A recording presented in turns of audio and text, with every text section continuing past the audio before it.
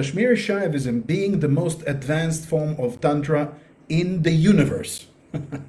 If I want to really go big or go home, right? But it's true. Kashmiri Shaivism is an incredible form of spirituality. It is so advanced that for a lot of people, it seems like to start Kashmiri Shaivism is like unbelievable. I know people that when we taught the Kashmiri Shaivism workshop, at some point their mind just goes pop. It's like unbelievable. I could not have imagined, they tell me, that spirituality can be of this kind. For myself, when I started studying Kashmiri Shaivism more than 20 years ago, it really was a mind-blowing experience. I felt that every day as I was getting more teachings, the mind was expanding, the understanding of what really is spiritual was incredible for me. And you can see when you go into Kashmiri Shaivism that there are certain paths. Actually, there are 4 paths in Kashmiri Shaivism that you can reach that ultimate realization through different paths depending on your temperament. And once you learn these paths, you will see that your own yoga practice will change completely. You think you know how to practice yoga, and I'm not saying that you don't. You've learned with us some very powerful yoga techniques which work for you. But even those can completely be done differently once you see things from the perspective of Kashmiri Shaivism. You can meditate very differently when you do Kashmiri Shaivism. You can do any action in your life, and especially in spirituality, in a completely new light when you are doing it Kashmiri Shaivism style, when you use the methodologies of Kashmiri Shaivism. And I can tell you our school, Somananda Tantra School, and the schools that we are associated with, all come from the Kashmirian lineage. The Kashmiri Shaivist lineage is a lineage that is traced back all the way to the 8th century, and of course it has even older roots, starting with Vasugupta, a mysterious enlightened being that brought about some of the Kashmiri Shaivism texts like the Shiva Sutra and others. And later on, great yogis that followed, and coming of course to the 10th century to the greatest Kashmirian Shaivist of all, his name was Abhinavagupta, and with their teachings it continued with their disciples along the years, along the centuries, until it was brought to some of our great yogis that come from our lineage, and eventually myself and Dharmananda were taught Kashmiri Shaivism by some great masters from that lineage, and eventually we are sharing that teachings in our Kashmiri Shaivism workshops. Kashmiri Shaivism, to understand what the Kashmirians, masters, who were advanced tantrics, extremely, the most advanced in all of India and even Tibet in their time. The Kashmirians, in order to understand their viewpoint on suffering, we need to understand the philosophy of Kashmiri Shaivism. It's not enough, of course. There's much more to learn. For that, you need to take a course. But for now, just to give you an overview, like some kind of a snippet to the mind of the Kashmiri Shaivists. In Kashmiri Shaivism, the idea is this. First of all, indeed, reality seems to be an illusion for the average yogi, for the person who is going into Vedanta or going into Hinduism or yoga or those sort of things. Yes, it seems to be an illusion, a form of illusion, we understand. But then the Kashmirians say, stop, think for a moment. If this is an illusion, if this is some form of Maya, some kind of a matrix, if you wish, who created it? It didn't just show up, pop up out of nowhere. The creator of this reality, some of you say, okay, we've heard it in other traditions. In Vedanta, they call it Purusha or Atman, Brahman. In the other traditions, they may call it the void, like in Buddhism. And of course, if you're from a religious background, you would say it's God. You know, it's God. God created the world, created nature. So, okay, problem solved. Let's move on. Question. Kashmirians would say, okay, you're saying there's some kind of a higher level of vibration or universal mind or God or whatever you want to call it, which have created everything, and that explains this Maya, this illusion, or this reality that we live in, this nature. Okay, that's clear. But then the question is, what is your relationship with God? Why would God create reality? And the Kashmirians have an answer which is very surprising. They would say, you don't understand your true nature.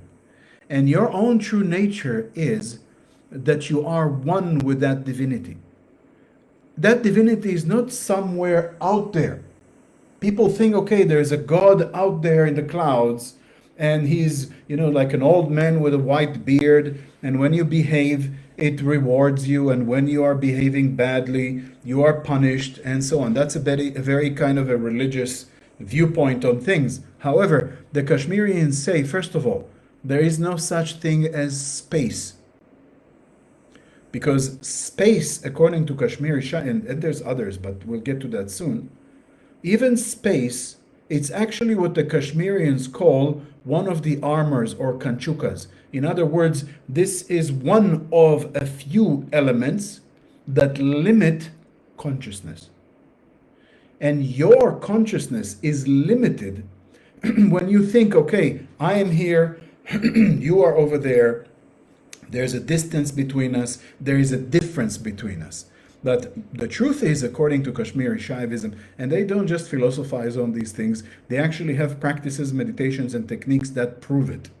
They consider that space doesn't exist actually. It is a form of illusion. Time is a form of illusion. And other elements that I won't go into right now are basically the elements of this reality are a form of illusion. Question, if it is all unreal, then what is real? For the human being, according to Kashmiri Shaivism, what is real is something which we call consciousness. And it goes further than that. This is where Kashmiri Shaivism starts going to some really deep levels. They say that that supreme thing, that consciousness, is actually the same as its creation. In other words, this reality is, let's call it in the terminology of Kashmir Shaivism, it is Shiva. That's what they call it, Kashmiri Shaivism. Shaivism is not Shiva.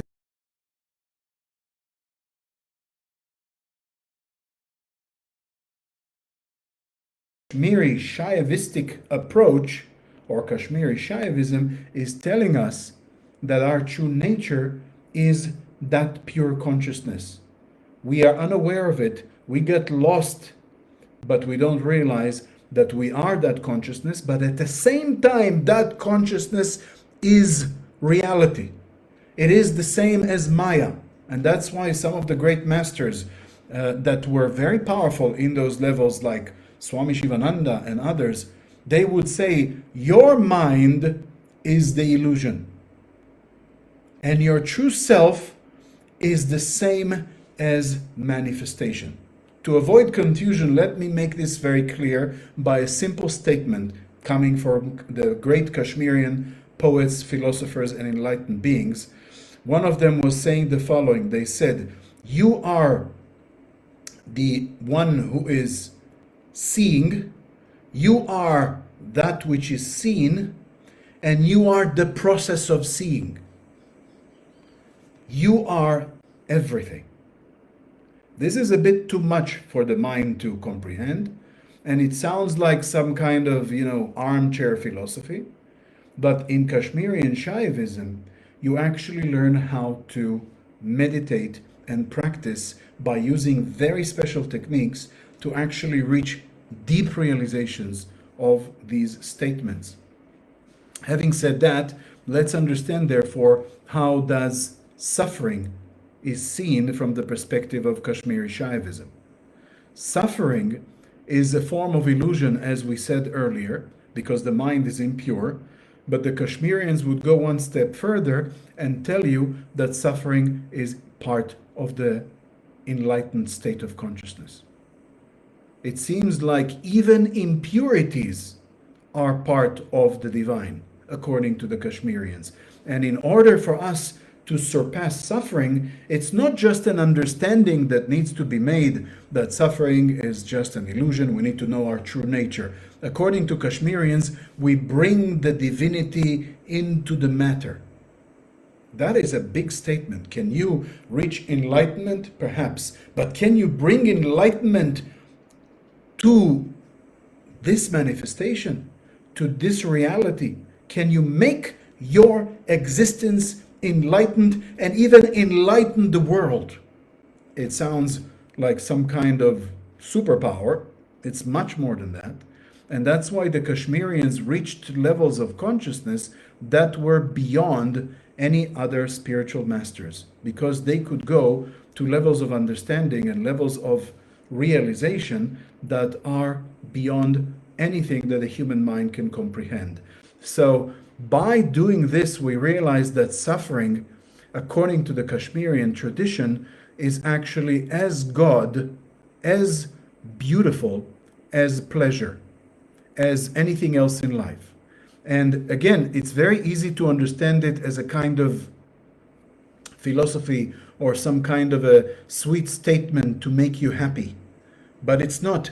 In Kashmiri Shaivism, you can be in that condition for real. But of course, this is a very advanced form of practice, and it can be very dangerous, because it's very easy for people who go into these teachings to misunderstand it and then say, I am everything, I am the same as everything, and then you just start making stupid decisions. If I'm everything, well, I can go rob a bank, or I don't know, do something stupid, because, it's God robbing God from God. So what does it matter, really? It's all the same. And that is where things can get very misguided and actually dangerous, because that's not what it means. But that's how some people will understand it if they go into the Kashmiri and philosophy without being ready, without getting the right kind of guidance and teaching. So, yes, suffering in Kashmiri Shaivism is another form of illusion, but it is overcome by simply breaking down reality into an existence which is all pervading, if we can say. It is like suddenly your consciousness is not anymore a consciousness of the self. It's not even a universal consciousness. It becomes the state of what we call I am, the state of pure presence that breaks down everything. And that means that reality is not anymore an external Maya or a prison or some kind of elements of nature that I need to understand is not my true self. Suddenly it is everything. You are everything.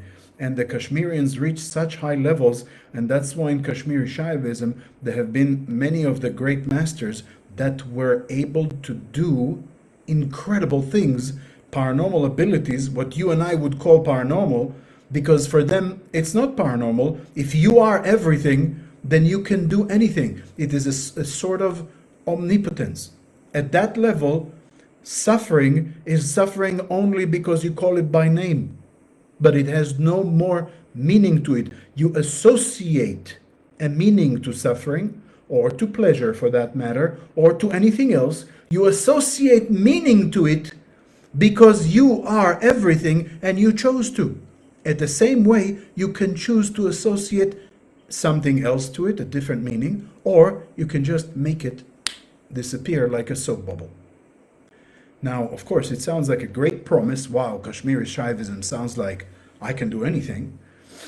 But it's not as easy as you think, and it requires some diligent practice, understanding the deep meaning of Kashmiri Shaivism. This philosophy is not just, okay, you are everything, great, just solve the problem like that. It's not this is just some intellectual silliness. A lot of people say, we are all one, and like I'm in a festival with hippies and we all sing songs and we say we're all the same and wonderful, we can go home, and feel better about ourselves. But that doesn't mean that you can actually do it.